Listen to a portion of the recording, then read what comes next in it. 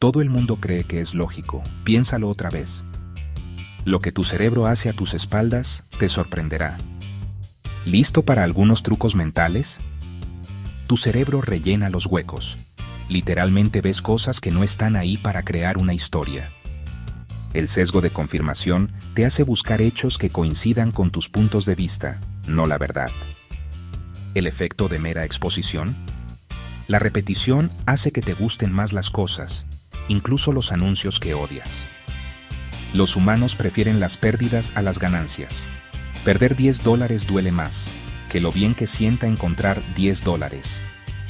Y las neuronas espejo significan que literalmente sientes las emociones de otras personas.